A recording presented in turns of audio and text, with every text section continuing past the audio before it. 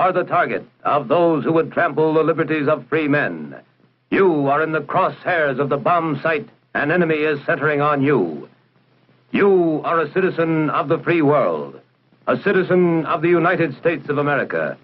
You may live in an industrial city, perhaps in a great port city with its burdened wharves, a farming area with fertile fields and grazing herds, a mining region rich with vital ores and minerals.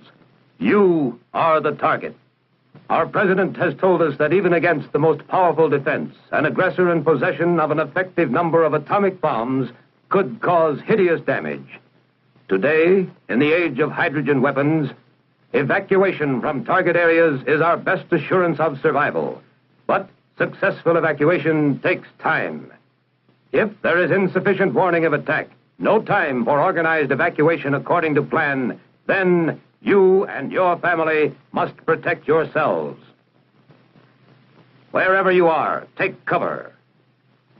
Whether in a private home, in an apartment, or your place of business, or in a motor vehicle, take cover. Motorists should park cars to the side of the highway. A clear lane must be kept open for emergency vehicles, fire apparatus, ambulances, engineering equipment. Now, let's look at your home. Protect it at all times. Don't permit fire hazards to collect. Unused paper and boxes, oily rags and waste, useless broken household goods. Such inflammable debris is a fire threat at any time. Think of your home as divided into connected spaces: attic, bedrooms, living room, and so on. Spaces in which your loved ones live. If you have an attic, this may be where your children play, snug and secure, but helpless, completely dependent upon you for their safety. The bedroom where an ill or handicapped member of your family may be. The living room where the aged or infirm, helpless as children, may look to you for aid. Plan and practice how to assist your family to a prepared shelter without loss of time. Plan and practice the turning off of all household appliances operated by gas or electricity. Simple insurance against some fires and explosions. If there is time, cover windows with blinds or draperies and close all outside doors, but don't lock them. Shut off the draft on coal or wood-burning furnaces and stoves. Hot coals or embers thrown about could set fire to your home. Ask your local utility companies for advice, then follow it, and tag the sources so that you can act automatically on the way to the shelter. If you have a basement, that is your best shelter against the outside wall closest to the probable point of detonation. Any high explosive force collapses a structure at its weakest point and may form a natural safe area. It is just common sense to use this area to build a lean-to shelter. This type is inexpensive and easy to build. The basement box-type shelter is stronger, larger, and more comfortable. Outdoors, you can build an earth-covered shelter which affords the best protection against blast, fire, radiation, and radioactive fallout. Detailed plans for these and other types are clearly described in the FCDA manual, Home Shelters for Family Protection. Your next step is to equip the shelter. Stock it with everyday materials with which you can face an emergency calmly. A battery radio, power may fail. Flashlights and spare batteries. First aid kit. A 3-day supply of canned and packaged food, bottled water and other liquids. A garden hose and indoor faucet adapter, or buckets of water and a stirrup pump. Water purification tablets. Blankets for your family. If you have this emergency shelf, enemy attack will not catch you unprepared. If attack does come, your practiced plan will pay off. Do not use your phone. It must be reserved for vital emergency messages. Clearly mark the radio dial setting at 640 and 1240 so that you can receive official news and civil defense instructions on the Conrad frequency used in your area.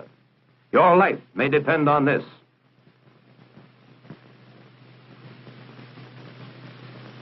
Train to give prompt first aid to the injured in your family, training that can serve you in any time of emergency. trained to fight small fires, know-how which may serve you well in any catastrophe.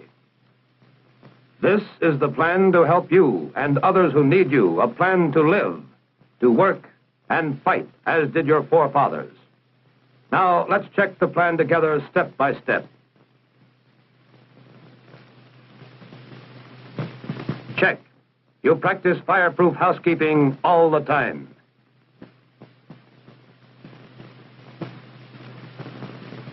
Check. You have some type of firefighting equipment to fight small fires, and you know how to use it.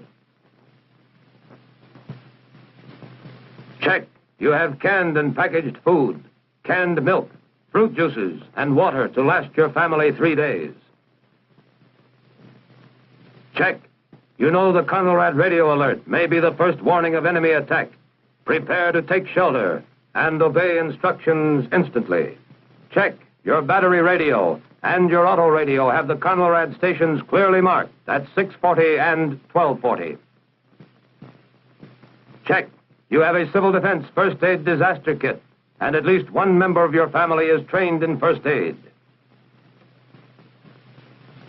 Check.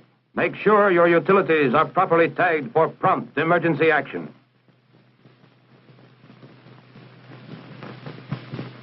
Check. Be ready to turn off all gas and electric appliances quickly, where advised by local utilities. Check. Cover windows and close outside doors as you take shelter.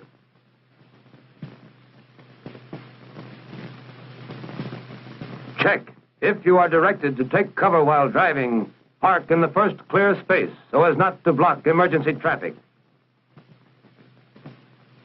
Check.